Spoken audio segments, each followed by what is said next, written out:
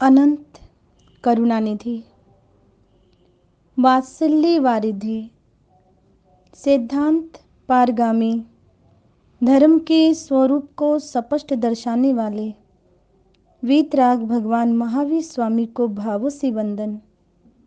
वर्तमान आचार्य सम्राट ध्यान योगी युग पुरुष शिवाचार्य भगवान के श्री चरण सरोजों पे शत नमन।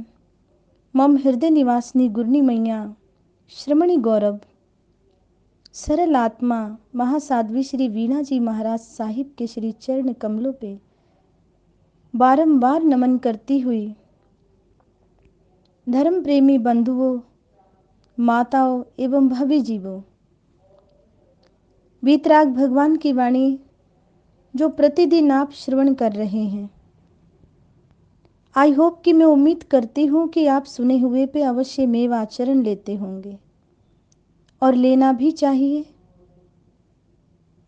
अपने अपने आध्यात्मिक क्षेत्रों में बैठे हुए आप घर घर में माँ जिनवाणी की ये आराधना को श्रवण कर रहे हैं। हलुकर्मी आत्मा होती हैं जो वीतराग भगवान की वाणी को श्रवण करती हैं, धर्म वाणी को ग्रहण करती है, धर्म के प्रभाव को समझती हैं। तरनहार ऐसी आत्मा। वैसे तो ज्ञानी आत्माओं ने कहा है, धर्म कोई वॉशिंग पाउडर नहीं जिसे पहले इस्तेमाल करो फिर विश्वास करो। धर्म कोई वॉशिंग पाउडर नहीं जिसे पहले इस्तेमाल करो फिर विश्वास करो।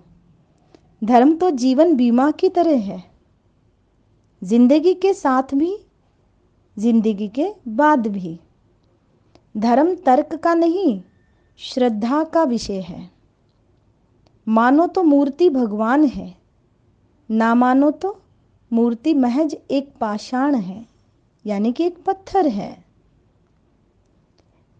याद रखना एक बात, भगवान याद करे इससे पहले भगवान को याद कर लेना। सच में जिंदगी बल्ले बल्ले हो जाएगी, ऐसा ज्ञानी आत्माएं कहती हैं। अनंत करुणानिधि विश्व वात्सल्य त्रिलोकी नाथ ने जगत के जीवों पर करुणा करके बोध की गंगा बहाई है। भगवान फरमाते हैं कि ये जीव मिथ्यात्व यानी कि गलत मार्ग, मिथ्यात्व और अज्ञान के कारण संसार में भटक रहा है। आचारंग सूत्र में प्रभु फरमाते हैं, लोयंसी जानम अहि आय दुखम। इस संसार में बड़ा दुख कुछ है तो वह है अज्ञान। आज मनुष्य अज्ञान के कारण संपत्ति ना हो, मन भावन साधन ना हो तो मानता है कि मैं दुखी हूं। कोई भावना पूरी नहीं हो रही है तो मानता है मैं दुखी हूं। कोई पदार्थ नहीं मिल रहा है सुख उपभोग का तो मैं मानता है मैं दुखी हूं। भगवान कहते हैं कि संपत्ति, ऐश्वर्य, रूप या मान में सुख नहीं, ऐसे सुख की विशेषता होती है तो देवों के पास रूप, ऐश्वर्य और संपत्ति है। वैसी संसार के किसी मनुष्य के पास नहीं है जो देवता के पास है। ऐसा होते हुए भी देवता मनुष्य भव की चाहना करता है, इच्छा करते हैं। अनंत संपत्ति का स्वामी इंद्र भी तीर्थंकर के चरणों में वंदन करता है, साधु बनने की इच्छा करता है। अगर धन दौलत में सुख होता तो त्याग के सुख की इच्छा क्यों करता देवता? इसके पास चाहे जितनी शक्ति हो फिर भी संसार सागर से निकलने की चाबी नहीं है, और वो चाबी आपके पास भी नहीं है। आपको भी ढूंढनी पड़ेगी। आपको भी संसार मार्ग को और त्याग मार्ग को समझना पड़ेगा कि मेरे लिए क्या बेनिफिट है, क्या सही है। कारण वह चाहे जितना पुरुषार्थ करे, इंद्र चाहे जितना पुरुषार्थ करे तो भी देश विरति या सर्व विरति नहीं बन सकता। अपने जीव ने अविरति में कितना समय बिताया। जब तक अविरति नहीं जाए तब तक विरति का भाव नहीं आता, तब तक विरति का भाव नहीं आता। विरति नहीं जाएगी तब तक आश्रव करेंगे नहीं। महान पुरुष, महान आत्मा संसार के राग रंग को छोड़कर बैरागी बने, विरति में आए।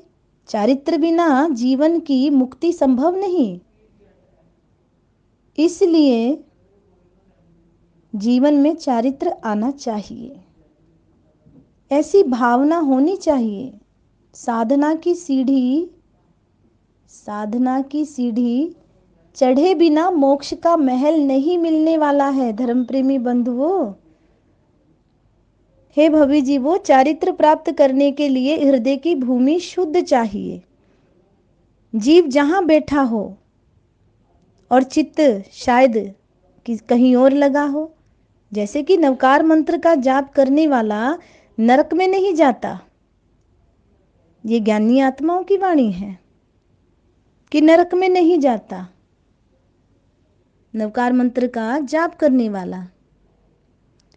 जीव को कुछ नहीं आता था, ऐसे जीव भी जिस जीव को कुछ नहीं आता था, ऐसे जीव भी नवकार मंत्र के प्रभाव से अपना काम पूरा कर गए। और कहा है ना, जहां नवकार सिमरन हो वहीं उद्धार होता है। जहाँ मुनियों की वाणी हो वहीं कल्याण होता है। लिखा इतिहास में नवकार से बढ़कर नहीं कोई। लिखा इतिहास में नवकार से बढ़कर नहीं कोई। जपे श्रद्धा से जो इसको वहीं उद्धार होता है। कि नवकार मंत्र का जाप करने वाला नरक नहीं जाता, ज्ञानी आत्मा कहती है। जीव को कुछ नहीं आता था, ऐसे जीव भी नवकार मंत्र के प्रभाव से अपना काम पूरा कर गए। उन्होंने कैसा नवकार मंत्र गिना होगा, जरा आप चिंतन तो कीजिए। आप भी कितनी बार नवकार महामंत्र गिनते होंगे। नमो अरिहंताणं, चाहे माला पे चाहे ध्यान में, और वैसे तो आपको ध्यान में ही सिमरन करना चाहिए। बोलते समय ऐसा भाव आता है कि हे प्रभु, आप भी आर्य भूमि में जन्मे और मैं भी आर्य भूमि में जन्मा। आपने घाती कर्मों का नाश किया और मैं अभी भी भव भ्रमण कर रहा हूं। नमो अरिहंताणं बोलते हुए अरिहंत भगवान, नमो अरिहंताणं बोलते हुए अरिहंत भगवान सामान्य केवली सबको आपका वंदन होता है।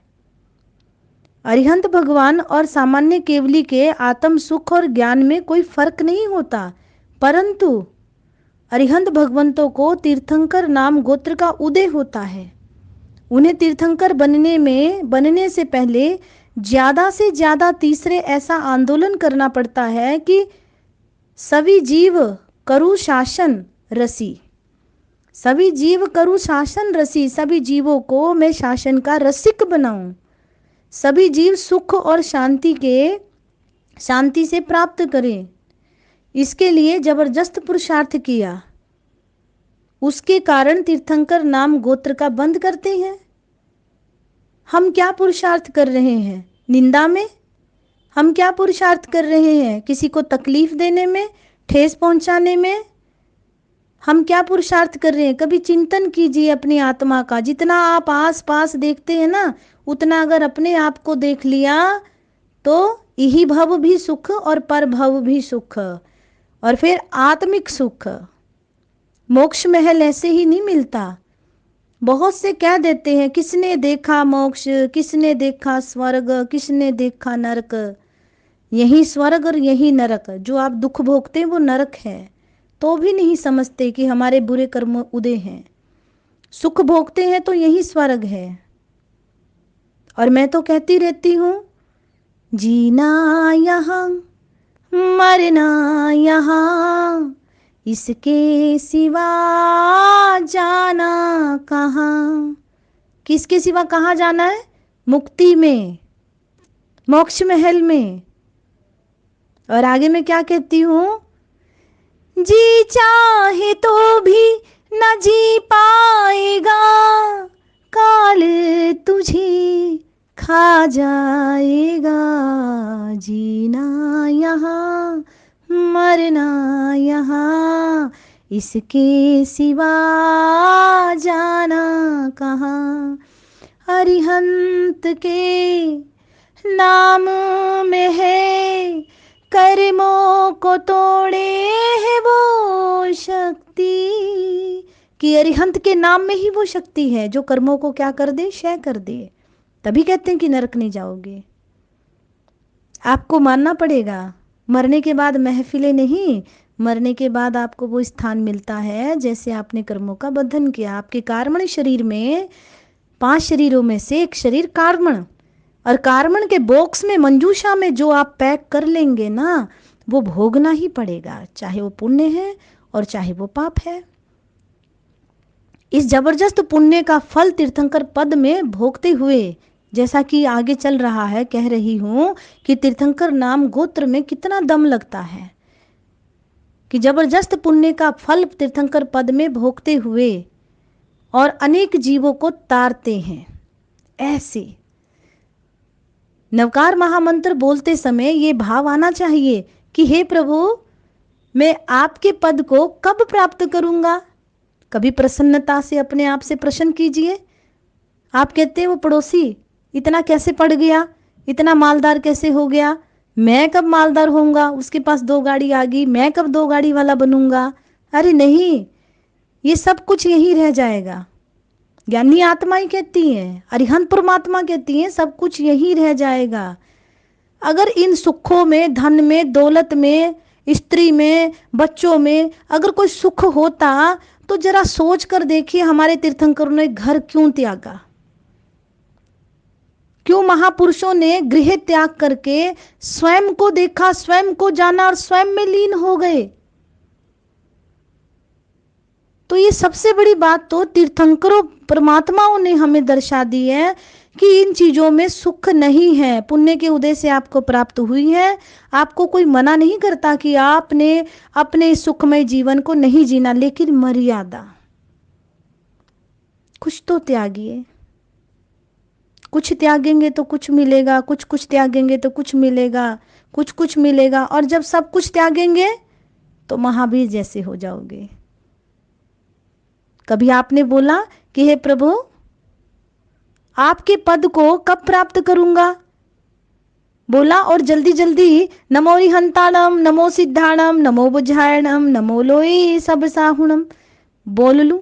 ऐसा भाव नहीं होना चाहिए। सिद्ध बनना है तो पहले अरिहंत बने बिना सिद्ध नहीं हो सकते, और आचार्य, उपाध्याय या साधु बने बिना अरिहंत नहीं बन सकते। नवकार महामंत्र का जाप अर्थात पंच परमेष्टि भगवान को परोक्ष मिलने का रिसीवर हाथ में है।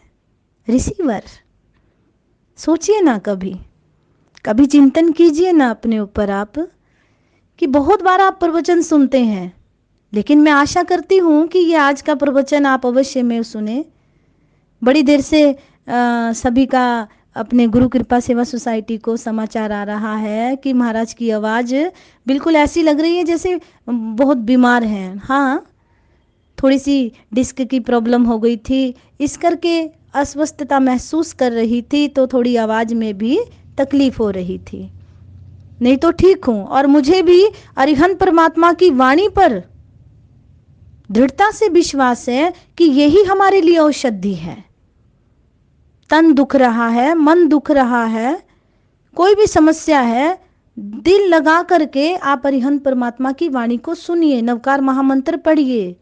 ये प्रैक्टिकल मेरे जीवन में मैंने आजमाया है कि मैं इसी प्रकार से स्वस्थ होती हूं और आगे भी यही भाव रखती हूं। इसको आप अपने जीवन में एक औषधि समझिए कि कर्म औषधि, निदित कर्म होंगे तो अवश्य में आपके झड़ने लग जाएंगे, निकाचित होंगे तो भोगेंगे, लेकिन आगे के लिए आपका सफर जो है वो साफ हो जाएगा। बाकी तो स्वयं आत्मा करता है, स्वयं भोगता है। दुख तकलीफ हर किसी पर आ सकती है, ना जाने कब पाप के कर्म उदय में आ जाए। तो कहा गया है कि धर्म कोई वॉशिंग पाउडर नहीं जिसे पहले इस्तेमाल करो फिर विश्वास करो। धर्म तो आपकी जागीर है और आपको इसको समझना पड़ेगा कि किस प्रकार से करें। समय ने, धर्म में चलते हुए आप समय को देखो कि समय ने कैसी करवट ली है। एक वक्त तब था जब घर में कोई कुत्ता ना घुस आए, इसके लिए आदमी दरवाजे पर बैठता था। और एक वक्त अब है, ज्ञानी आत्मा कहती है कि एक वक्त अब है कि घर में कोई आदमी ना घुस आए, इसके लिए एक कुत्ता दरवाजे पर बैठाता है। पहले जब घर में शादी विवाह होता था तब घर की महिलाएं खुद खाना बनाती थी और भाड़े की महिलाएं नाचती थी, और अब भाड़े की महिलाएं खाना बनाती हैं और घर की महिलाएं नाचती हैं। कितना समय परिवर्तन हो गया। हाथ में टाइटन की घड़ी हो तो दुनिया आपके आगे पीछे घूमेगी। हीरे की अंगूठी डाली है तो आगे पीछे घूमेगी। बंगला, गाड़ी, मोटर या फैक्ट्री है आपके बड़ी बड़ी तो आगे पीछे घूमेगी। पर संकट की घड़ी में तो केवल प्रभु ही आसरा होगा, धर्म ही आसरा होगा। तेतली पुत्र, आप एक बार जरूर अध्ययन करें कि किस प्रकार से आखिरी में धर्म का आलंबन लिया था। जिंदगी में कभी संकट आए तो सहायता के लिए मित्र का द्वार भी मत खटखटाना, महापुरुष कहते हैं, अपितु खटाखट प्रभु के द्वार चले आना, यानी कि अपनी आत्मा में चले आना और सामायिक संभाव से बैठना। क्योंकि ये संसार बने का है, बिगड़े में कोई किसी का नहीं होता। जब तक जीवन में हरियाली है तभी तक दोस्त यारी है। साए ढलने पर, यानी कि सांझ ढलने पर तो चिड़िया भी घोंसले में छिप जाती है। तो आप और हम क्या हैं। तो इस करके सभी को यही संदेश देना चाहूंगी। वीतराग भगवान की मैसेंजर हूँ। वीतराग भगवान के प्रांगण में संयम में श्वास ले रही हूँ और उन्हीं की कृपा से ये मेरा जीवन चल रहा है और गुरु भगवंतों का आशीर्वाद भरपूर मिल रहा है। और गुरु कृपा सेवा सोसाइटी हमारी, जिन्होंने इतना पुरुषार्थ करके आप तक प्रवचन पहुंचा रही है। भले ही बीच में अस्वस्थ हो गई थी एक डिस्क प्रॉब्लम करके, लेकिन फिर भी पूरा पुरुषार्थ रहा कि माँ जिनवाणी की आराधना बीच में रुकनी नहीं चाहिए। यही पुरुषार्थ हम आपके लिए कहते हैं कि आप भी ऐसा करें। अगर आपकी रूटीन सामायिक की है, आपकी रूटीन आत्म ध्यान साधना, और मैं विशेष कहूंगी आपको कि आपके लिए सर्वोपरि अगर कुछ है सही तो वो मेडिटेशन है। जब मेडिटेशन करेंगे तो मेडिसिन की जरूरत नहीं पड़ती। आपके शरीर की ऊर्जा शक्ति स्वतः ही चेंज हो जाएगी। आपकी अंदर ही परम शक्ति है। ये तो हमारे वीतराग भगवान महावीर ही फरमा गए और दर्शा गए। स्वयं उन्होंने वैसा किया और हम पढ़ते भी हैं। इस करके सबसे ज़्यादा आपके लिए खास कर कार्य कि ज़्यादा से ज़्यादा 20 मिनट, 25 मिनट, चलो 10 मिनट अभ्यासी बनिए, ध्यान साधना करिए। अगर आपका मन जप में लगता है तो जप भी करिए, पर ध्यान में करके देखिए कितना आनंद आएगा, कितने आपके शरीर की ऊर्जा नेगेटिविटी से पॉजिटिविटी में आ जाएगी। बस आपसे यही चाहती हूँ कि जितनी पुरुषार्थ गुरु कृपा सेवा सोसाइटी कर रही है, आप सभी का इनको सहयोग मिले और प्रतिदिन आपके पास इसी प्रकार से माँ जिनवाणी की आराधना में पहुंचाती रहूं, इन्हीं मंगल भावनाओं के साथ। ओम शांति। जय महावीर।